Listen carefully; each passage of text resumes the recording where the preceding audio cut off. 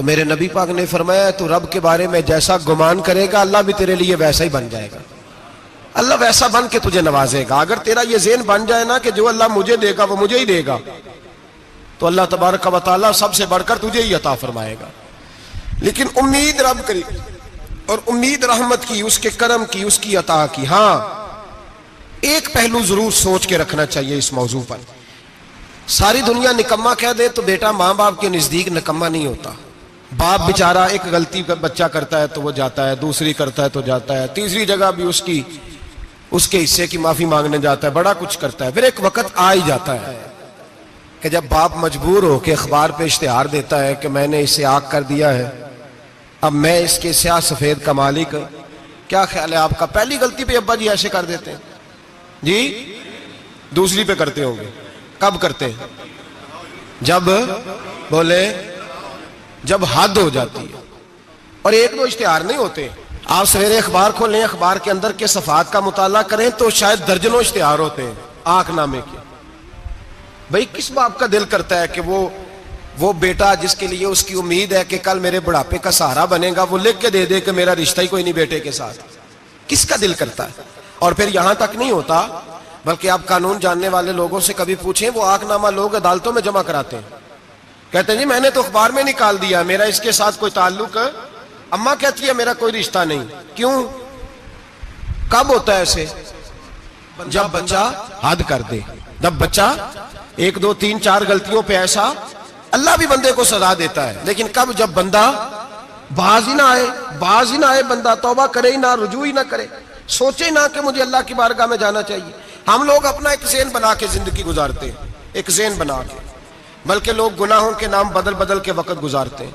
हम अपने नफ्स का बुत बना के सारा वक्त उसी की पूजा पे माज़अल्लाह लगा देते हैं। बस ये ठीक है, ये ठीक है और ये ठीक है, चौथी बात सही कोई नहीं। इसी के अंदर हम उलझे रहते हैं मेरे भाई।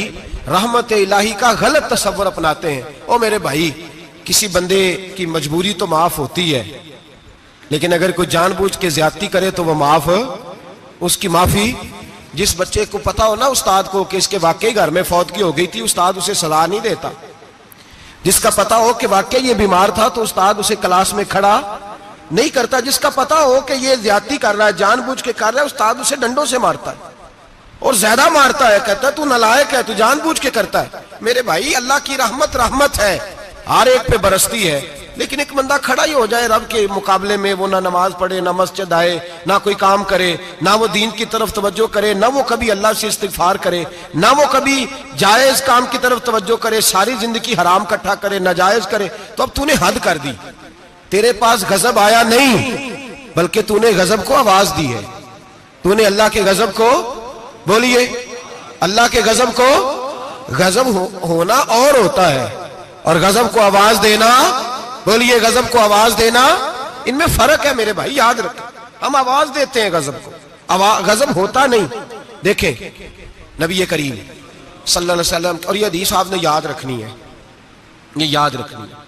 नबी पाक सल्लल्लाहु अलैहि वसल्लम ने ना बहुत कम लोगों को बेवकूफ कहा है।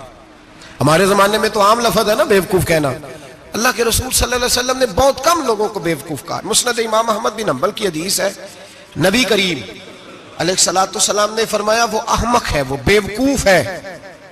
नबी पाक फरमा रहे हैं। और मैंने कहा कम लोगों को हुजूर बेवकूफ कहते थे।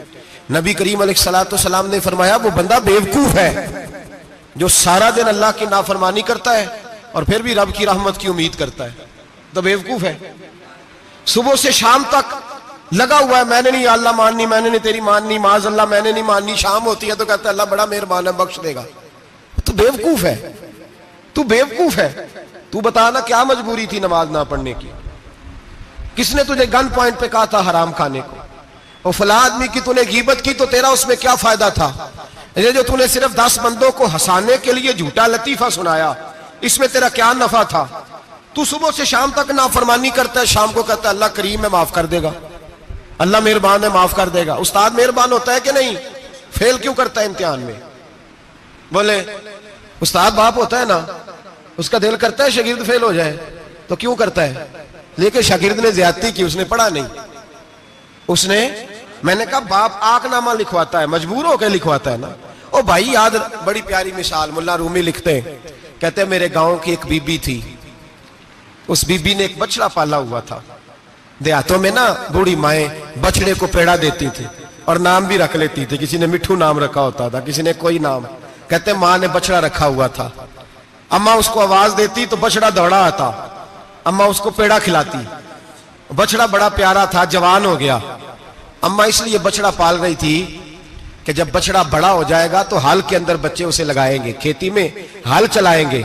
बछड़ा बड़ा हो गया, अम्मा के बेटे कहने लगे अम्मा ला, तूने बड़ा खिला पिला लिया, इससे कोई काम लेते हैं। हाल के आगे लगाया तो कहने लगा मैंने तो नहीं चलना। अम्मा के पास आए, कहने लगे ये नहीं चलता। अम्मा कहने लगी चलो टाइम दो, थोड़ा समझ जाएगा। फिर मौका दिया, फिर आए, कहा अम्मा अब तो हमने उसके नाक में नकेल भी डाल दी है, लेकिन अब भी ये हाल में चलने को तैयार है। मुल्ला रूमी रहमतुल्लाह अलैह फरमाते हैं फिर कहा अम्मा से, अम्मा कहने लगी चलो थोड़ा टाइम और दे दो, सियाना हो जाएगा। थोड़ा टाइम और दिया, डंडे भी मारे, लेकिन वो सियाना होने को तैयार है। अब अम्मा के पास आए तो अम्मा मजबूर हो गई, दिल नहीं करता था। कहने लगी जाओ फिर कसाई के हाथ बेच डालो। वो गया कसाई के पास, उसे काटा गया, उसकी खाल उतारी गई, उसके छोटे छोटे पीस करके खा गए लोग। वो मार हो रही थी, लोगों ने अम्मा से कहा तुझे तो बड़ा प्यारा था, तूने कटवा को दिया। तो अम्मा कहने लगी प्यारा तो बड़ा था पर मानता नहीं था। प्यारा बड़ा था, काश बात मानता, मकसद पूरा करता, तो कभी भी काटा। भाई रब करीम नहीं चाहता बंदा दोजख में जले, अल्लाह की रहमत नहीं चाहती जहन्नम में जले, पर बंदा मानता ही नहीं, ये तैयार ही नहीं होता। ये सोया हुआ है सवेरे, ये वो गप्पे लगा रहा है, असर के वक्त चौराहे पे खड़ा है, नमाज पढ़ने नहीं आया। इसने सारी जिंदगी में दर्जनों लतीफे सीख लिए, हजारों कहानियां सीख गया, कुरान पाक पढ़ना नहीं सीखा।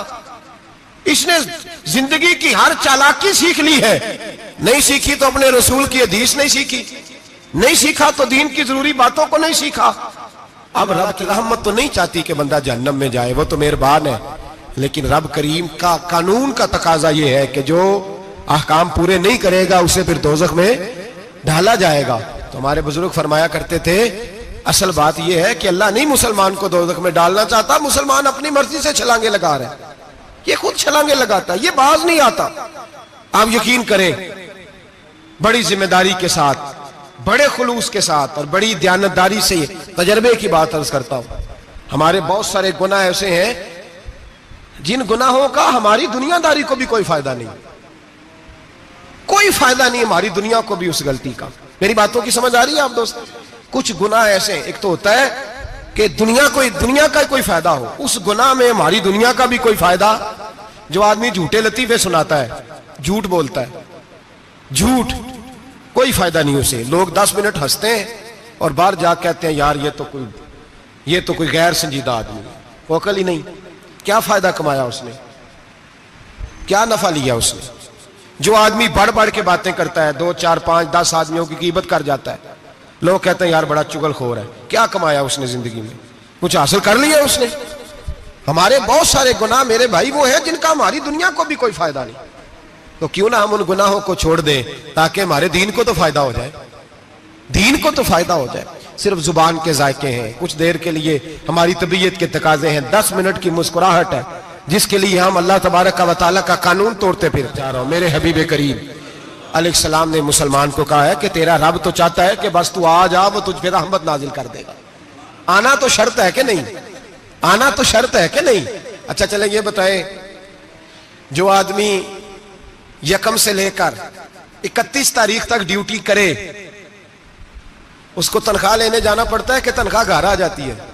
बोल के बताएं। फिर भी जाना पड़ता है, वो कहे मैंने ड्यूटी पूरी की है, फिर भी जाना पड़ता है। ड्यूटी पूरी करने के बावजूद तुझे तनख्वाह लेने, और हो सकता है कि यह भी कहा जाए अभी आई नहीं कल आना, हो सकता है यह भी कहा जाए परसों आना, यह भी मुमकिन नहीं कि फौरन। ओ खुदा के बंदे तू आता ही नहीं खुदा की रहमत लेने, तू उसके घर की तरफ रुजू ही नहीं करता, तू तवज्जो ही नहीं करता। तू कहता अल्लाह मेहरबान है। भाई मेहरबान तो है, तू रहमत लेने आया है, तूने को बहाना बनाया उसकी रहमत का। अल्लाह की रहमत कीमत नहीं मांगती, बहाना मांगती है। पर बता ना तेरा को बहाना है कि नहीं? मेरे नबी करीम सैयद आलम सल्लल्लाहु तआला अलैहि वसल्लम ने फरमाया रब कीमत का सवाल और नहीं मांगता। यकीन करें नहीं मांग, बंदे कीमत मांगते हैं। आप 100 दफा मुस्कुरा के बात करें, एक दफा ना करें तो कहते हैं मौलवी साहब अमीर हो गए, अब तो सही सलाम भी नहीं लेते। एक दफा हो सकता है बेचारा पेट में दर्द हो रही हो सकता है घर की को बहुत बड़ी टेंशन हो सकता है कोई मजबूरी हो। बंदे हमा वक्त कीमत मांगते हैं, हमा वक्त आप तंदुरुस्त हैं, हर वक्त आप कीमत अदा करते हैं तो लोग राजी हैं। लेकिन रब कहता तू कोई कीमत ना दे, कोई बहाना ही बना ले, तेरा रब तुझसे राजी हो जाएगा।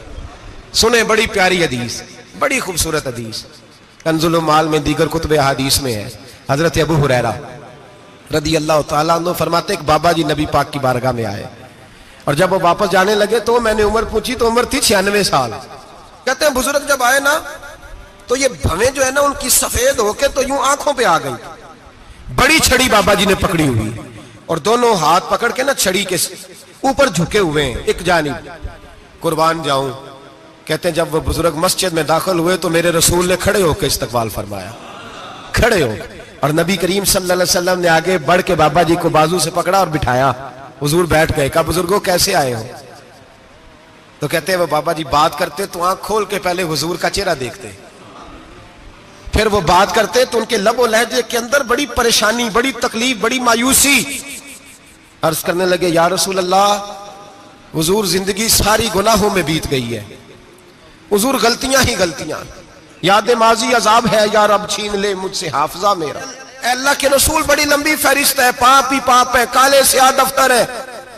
या रसूल अल्लाह सल्लल्लाहु अलैहि वसल्लम जब पलट के देखता हूं हुजूर मुझे नेकी दिखाई नहीं देती। हुजूर इस उम्र में आपका एक सहाबी मिला है, उसने बात समझाई है तो थोड़ा ख्याल आया है, लेकिन या रसूल अल्लाह सल्लल्लाहु अलैहि वसल्लम अब मेरा वजूद बेकार हो गया है, हुजूर बूढ़ा हो गया हूं।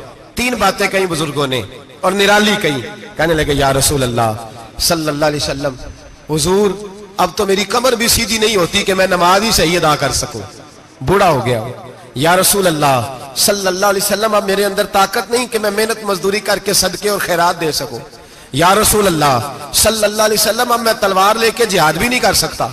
हुजूर ना मैं लंबी नमाजें पढ़ सकता हूं, आका ना मैं सदकातो खैरात दे सकता हूं, महबूबा ना मैं दीन के लिए कोई जिहाद कर सकता हूं। बेकार वजूद है, बेकार वजूद को तो घर वाले बर्दाश्त नहीं करते, बच्चे दुआ करते हैं या अल्लाह अब्बा जी को पर्दा दे दे, अम्मा को पर्दा दे दे, बेकार हो गया हूं और आज आया हूं तो मुझ बेकार को मेरा रब कबूल कर लेगा। आज कलमा पढ़ूं तो बेकार हूं, किसी काम का नहीं, ना नमाज ना सदकात ना जिहाद, कबूल कर लेगा।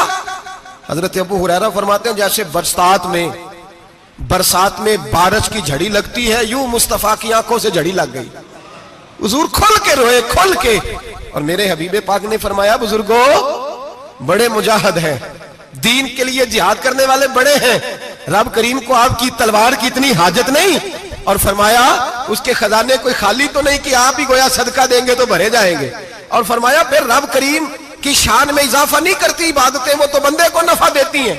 मैं बुजुर्गों ना आप जिहाद करें ना आप सदकात दे, ला लंबी नमाजें पढ़े, आप सिदक दिल से आ जाए, अल्लाह के रसूल का वादा है रब आपको बगैर हिसाब किताब जन्नत अता फरमा देगा।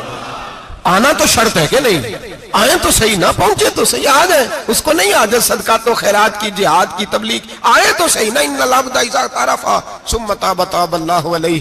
मेरे हबीब ने फरमाया बंदा जब रो के कहता है ना या अल्लाह गलती हो गई माफ कर दे, फरमाया मेरा मालिक उसे फौरन ही माफ फरमा देता है। तू आ तो सही, तू आता ही नहीं, तू आ ही नहीं रहा, तू घर में बैठा हुआ है, तू सोया हुआ है, तू दुकानदारी कर रहा है, तू पैसे गिन रहा है, तू आया ही नहीं, आ तो सही। बल्कि मेरे नबी पाक फरमाते हैं जब अल्लाह पाक का भागा हुआ गुलाम आता है फिर तो अल्लाह ज्यादा राजी होता है, फिर तो अल्लाह ज्यादा राजी होता है, ज्यादा राजी होता है। तो आ तो सही, पहुंच तो सही। बल्कि सूफिया तो और बात करते हैं, वो कहते तो कभी भूल के भी रब रब करे तो अल्लाह तो उसे भी कबूल कर लेता है, भूल के। मुल्ला रूमी कहते हैं बनी इस्राइल का बंदा है, सनम पत्थर को कहते हैं, बुत को कहते हैं, बुत के सामने खड़ा है और सारी रात कहता है या सनम या सनम या सनम, ए पत्थर ए बुत, सारी रात पुकारता रहा। रात गहरी हो गई, नींद का गलबा थक गया, सोने के करीब आया तो गलती से मुंह से निकल गया या समद, या सनम की जगह निकल गया। रब करीम ने फरमाया जिब्रील दौड़ के जा, जो मांगता इसे दे दे। हजरत जिब्रील अर्ज करते हैं मौला भूल के तेरा नाम ले रहा है, भूल के ले रहा है। तो रब करीम ने फरमाया चल नाम तो मेरा ही ले रहा है ना, मेरा ले रहा है ना, या अल्लाह। वो अल्लाह करीम ने फरमाया झूठे के सामने सारी रात का खड़ा है, सारी रात का पुकार रहा है, उसे कुछ नहीं मिला, तो सच्चे का नाम लिया है। अगर मैं भी कुछ ना दूं और बुत में और मुझ में फर्क क्या रह जाएगा? जा जो मांगता है झोली भर के दे, नाम तो लिया है ना। ओ भाई तू बहाना तो बनाना, वो आ तो सही ना, तू यहां आ जा, पहुंच जा, आ जा, बस बैठ जा, उसकी बारगाह नाज में हाजिर तो हो ना। तुझे फुर्सत ही नहीं, तू यारों के लिए टाइम निकालता है, बाजारों के लिए टाइम निकालता है, गलियों के लिए टाइम निकालता है, चौकों चौराहों के लिए टाइम निकालता है, हफ्ते में एक दिन होटलिंग के लिए भी जाता है, लेकिन कभी छुप के दो नफलों की तुझे तौफीक नहीं होती। और मैं कई दफा कह चुका हूं, जिस बंदे को बगैर इबादत के रिज़्क ज्यादा मिलने लग जाए उस पर आजमाइश होती है रब करीम की। अल्लाह फरमाता है इसको पैसे दो, इसे आने ना देना, इसको को चल पैसे दौड़ जा। लोग समझते हैं मैं बड़ा ज़हीन हूं, अक्लमंद हूं, देखो मैं अपनी होशियारी से, चालाकी से आगे निकल गया। तो आजमाइश है, ये तो आजमाइश है रब करीम की तरफ से, ये तो उसकी खुफिया तदबीर है। मेरे भाई उसकी बारगाह नाज तक जो आ गया, आना तो हमारी जिम्मेदारी है कि नहीं? फिर उसकी रहमत आगे बढ़ के इस्तकबाल कर लेती है, फिर अल्लाह का फजल उसको थाम लेता है उस बंदे को। और खुदा की रहमत कितनी ज्यादा है। मेरे हबीब करीम सैयद आलम सल्लल्लाहु अलैहि वसल्लम ने फरमाया अल्लाह ने अपनी रहमत के 100 हिस्से किए। हुजूर फरमाते हैं एक हिस्सा अल्लाह ने दुनिया में नाजिल किया है। कितना? एक हिस्सा। फरमाया ये जो माँ बेटे से प्यार करती है, बाप बेटे के लिए मजदूरी करता है, ये जो बहन भाई के लिए रोती है, ये जो बीवी शौहर के लिए दुआ मांगती है, ये जो बच्चे माँ बाप से प्यार करते हैं, फरमाया ये उस एक रहमत का नतीजा है, एक रहमत का नतीजा। तो सहाबा कहने लगे या रसूलल्लाह वो 99 किधर है?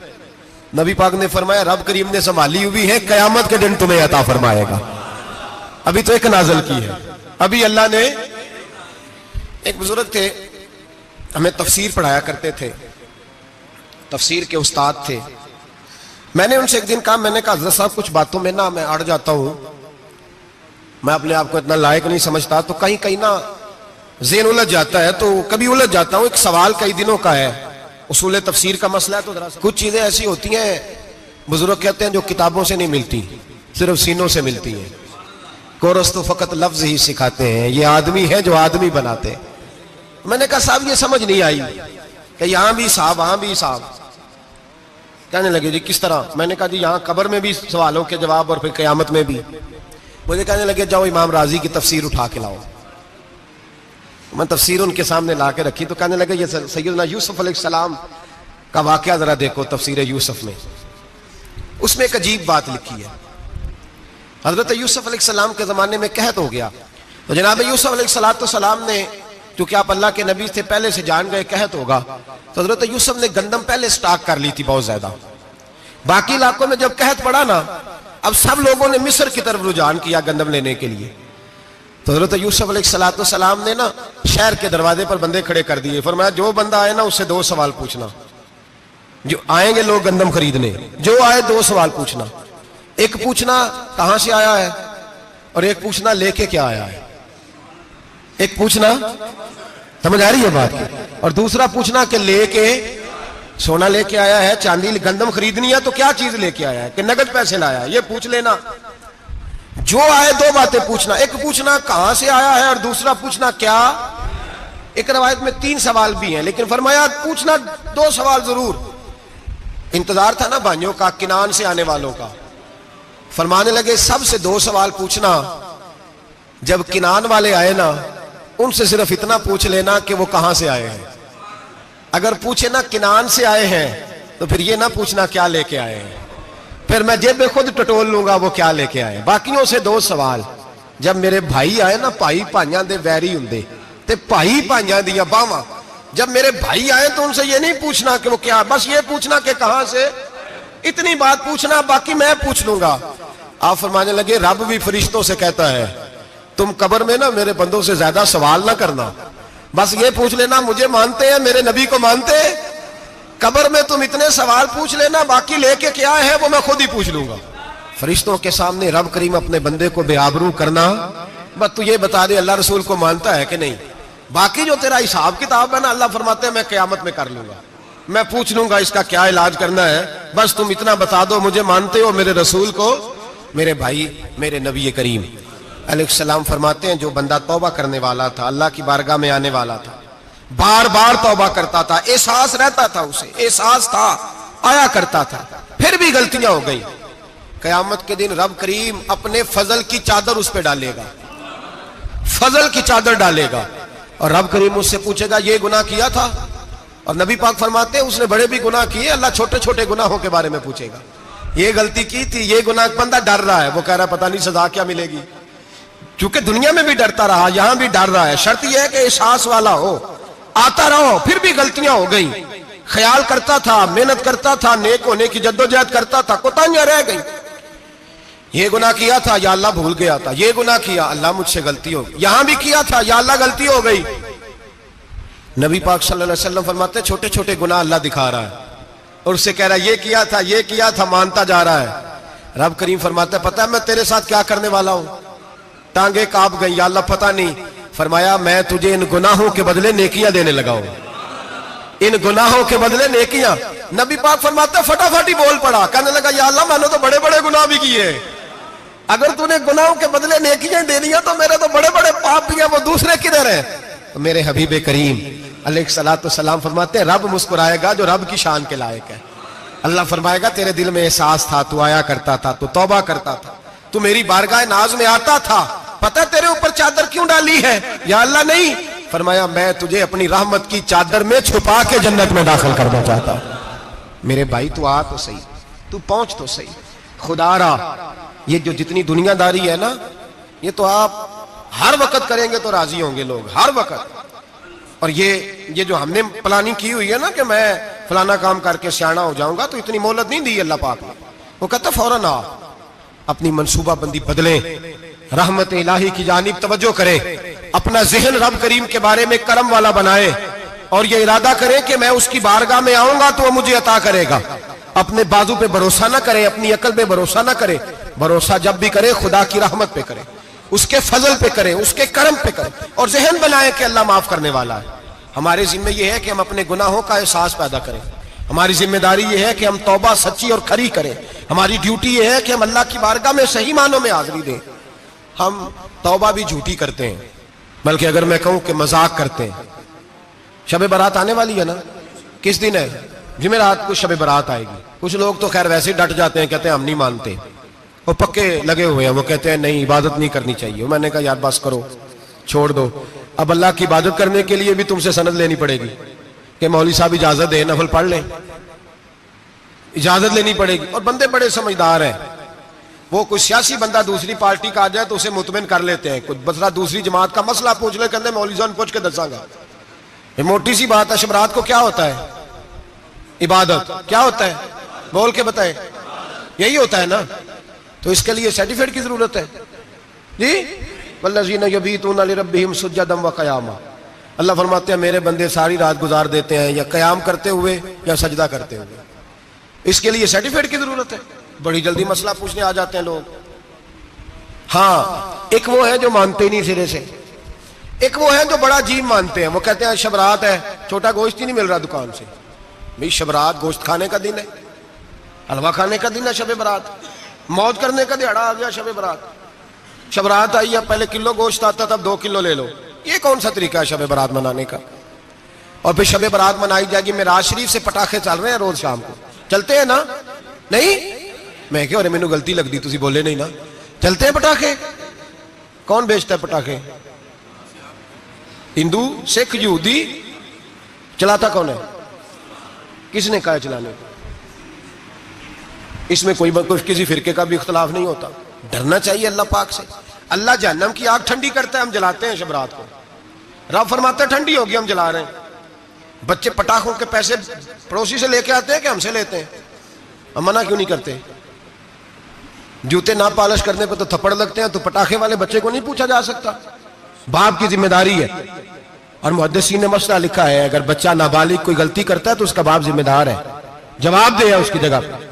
इनको समझाएं। शब बारात आएगी, फिर तौबा होगी, हर मस्जिद से रोने की आवाज आएगी, जोर जोर से लोग रोएंगे, तड़पेंगे, इज्तिमात होंगे, बड़े बड़े इज्तिमात होंगे, तौबा करेंगे लोग, करेंगे ना इंशाअल्लाह ताला, आएंगे ना लोग मस्जिदों में। फिर सवेरे झूठ बंद हो जाएगा ना, अगली सुबह मिलावट खत्म, कम तोलना खत्म। ये कैसी तौबा है? वो दुकानदार जो शबरात वाले दिन गलत सूजी फरोख्त कर रहा है, मिलावट वाली चीनी बेच रहा है, ताकि दवाइयों में धोखा देते हैं लोग, दवाइयों में धोखा देते हैं। एक डॉक्टर खुद मुझे कहने लगे, वो मेरे दोस्त है, हल्का फुल्का कोर्स किया हुआ है, कहते मेरे दोस्त है कई सारे लोग, तो एक ऐसा ही हमारे शोबे का आदमी था, तो अपने अब्बा जी को वो ड्रिप लगाने लगा, तो अब्बा जी कहने लगे, पुत्र मिन्नू असली ला दे तेरी मेहरबानी, मिन्नू असली ला दे तेरी मेहरबानी, लोखा अली ना ला दे। ये हाल हो गया। दवा, मुझे बताएं वो कौम इखलाकी तौर पे कितनी गिर चुकी है जो दवाइयों में जहर बेचती है, दवाइयों में। और मैं इंशाल्लाह किसी मौके पर तफसील से इस पर गुफ्तगू करूंगा, बड़ी तफसील से। मैंने बहुत सी मालूमात इकट्ठी की हैं कि कितना जुल्म करते हैं ये लोग, लिखने वाले भी, लाने वाले भी, बेचने वाले भी, कितने बड़े मुजरम है। सेहत के साथ खेलते हैं, सेहत बारह लाम दाम बरसरे। मतलब जिस आदमी ने धोखे का माल ला के रखा है शबरात वाले दिन के, रात तौबा भी करनी है और सवेरे ये बेचना भी है, वो तौबा करने आया। जिसने धोखे का माल ला के रखा है कि सवेरे बेचना है और रात तौबा भी करनी है, वो तौबा कर रहा है कि मजाक कर रहा है? तौबा मेरी तौबा, अस्तगफिरुल्लाह, या अल्लाह माफ कर दे, ऊंची ऊंची आवाज में रो रहा है, और सवेरे सारे चक्कर वही हैं। ये कैसी तौबा है? तौबा क्या है? मेरे नबी पाक अलैहिस्सलाम के गुलामों ने तौबा की तकसीम की। हजरत हसन बसरी से किसी ने पूछी तौबा क्या है, तो आपने फरमाया तौबा ये है कि जब तू तौबा कर ले तो फिर उस जगह नजर ना आना जहां खड़े होने से रब रसूल नाराज होते। और फरमाया तौबा ये है कि जब तूने तौबा कर ली फिर वहां से गैर हाजिर ना होना जहां हाजिरी का तुझे अल्लाह रसूल हुक्म देते हैं। ये तेरी तौबा है।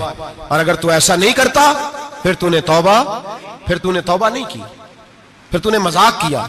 मेरे भाई, रहमत इलाही आवाज देती है की तरफ रुजू करें, दौड़े और रहमत की उम्मीद रख के आएंगे। समझ ले कि अल्लाह पाक, मैं एक बात अक्सर करता हूं, नबुव्वत का दरवाजा बंद हुआ है। दाता गंज बख्श अली अजमेरी ने कहीं नहीं लिखा था कि मेरे बाद अली बिन उस्मान अजमेरी दूसरा नहीं आ सकता। हजरत मुजद्दद साहब कहीं नहीं लिख के गए कि दूसरा मुजद्दद अल्फसानी पैदा नहीं होगा। हजरत बाउल हक नक्शबंद बुखारी ने कहीं नहीं कहा कि मेरे जैसा वली नहीं हो सकता। बुजुर्गों ने कभी नहीं कहा। तू जदोजहद तो कर। इकबाल कहते हैं आज भी हो अगर इब्राहिम का ईमान पैदा, आग कर सकती है अंदाजे गुलिस्तां पैदा। तू प्रोग्राम तो बना, आगे की तरफ तो सफर कर। मेरे नबी करीम सैयद आलम सल्लल्लाहु अलैहि वसल्लम ने फरमाया तेरे आ जाने से तेरा रब राजी हो जाता है। जब तू आता है तो तेरा अल्लाह राजी हो जाता है। ये जो हमारी मुश्किलात होती है ना, जिनमें हम उलझे होते हैं, वो जो हमें जादू हो जाता है, तवीज कर देते हैं हमारे करीबी रिश्तेदार, वो तवीज नहीं होते, वो हमारे अमाल की सजा होती है, हमारे अमाल की सजा होती है। हम वो ढूंढते फिरते हैं कि बाबा मिल जाए फूक मारे सही कर दे, हालांकि वो हमारे अमाल की सजा है। हमें अपनी तरबियत करनी चाहिए हमें। और वैसे भी दम दुरूद तवीज धागा, मैं अक्सर कहा करता हूँ, मैं कहता हूँ मैंने किसी किताब में नहीं पढ़ा कि कोई बंदा नबी पाक से यमन से दम कराने आया हो कि मैं हुजूर से दम कराने जा रहा हूँ, मिस्र से आया हो दम कराने, शाम से दम कराने आया हो। मेरे नबी पाक के पास जो भी आया करता था नबी पाक का दीन सीखने आया करता था। दम दुरूद तो एक ज़िमनी चीज है, जिल्ली चीज है, हो गया तो ठीक है, वरना अल्लाह पाक अगर बीमारी में राजी है तो नबी पाक ने खुद बीमारी को सीने से नहीं लगा के रखा।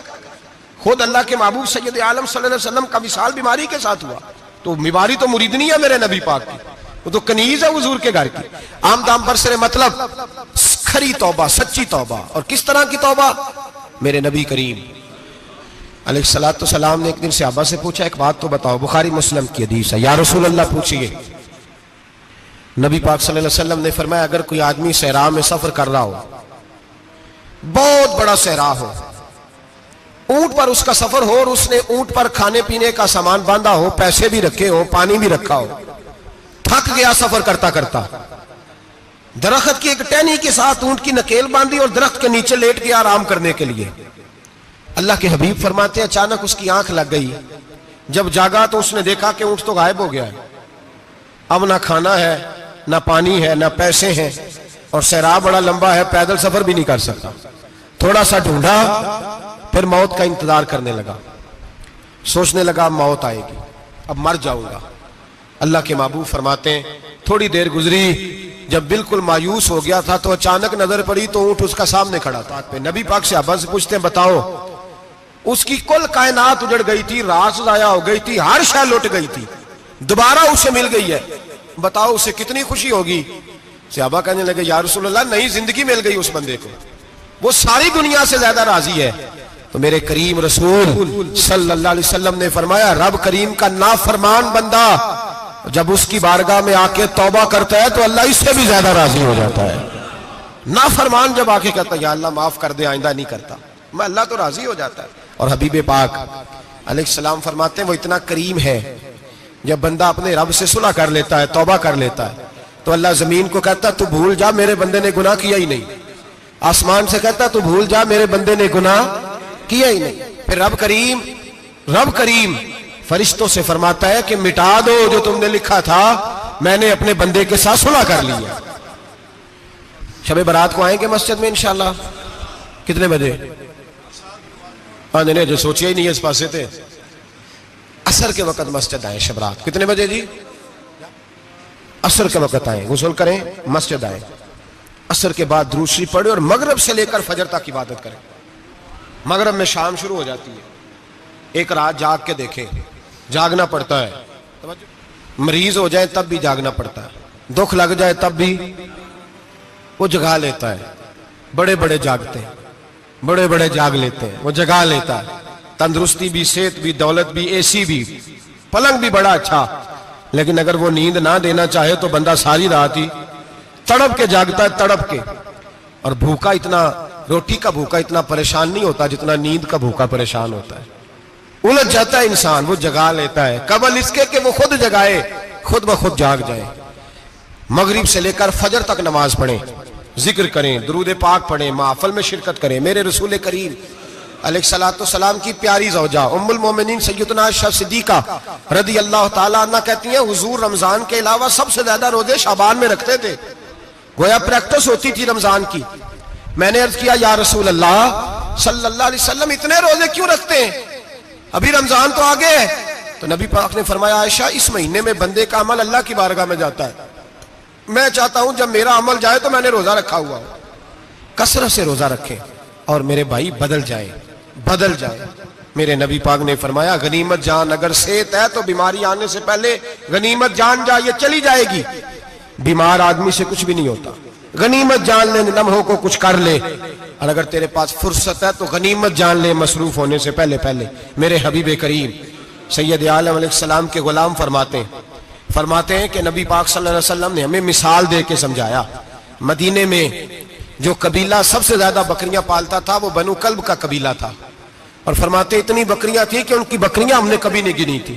नबी पाक अलैहिस्सलाम ने फरमाया जब शाबान की 15वीं रात आती है, ये तिरमिजी का लफ्ज है, फरमाया जब शाबान की 15वीं रात आती है तो बनु कल्ब के कबीले की बकरियों के बालों की तादाद के मुताबिक अल्लाह मेरी उम्मत के अफराद की बख्शिश फरमा देता है। और सहाबा कहते हैं हमें लगता यूं है कि चूंकि हमने जो चीज सबसे ज्यादा देखी थी वो बनु कल्ब की बकरियां थी, इसलिए नबी पाक ने हमें समझाने के लिए उनकी बात की, वरना अगर हमने उससे ज्यादा कुछ शायद देखी होती तो नबी पाक उसका नाम बयान फरमाते। हमें समझाने के लिए फरमाया बनु कल्ब के कबीले की बकरियों के बालों की किसी एक बकरी के बाल भी बंदा गिन सकता। और हुजूर ने फरमाया जो सबसे ज्यादा बकरियां पालते उनकी तादाद के मुताबिक हजरत आयशा सिद्दीका रदी अल्लाह ताला अन्हा फरमाती है जन्नतुल बकी में हुजूर जाया करते, कब्रिस्तान में, कब्रिस्तान के कोने में।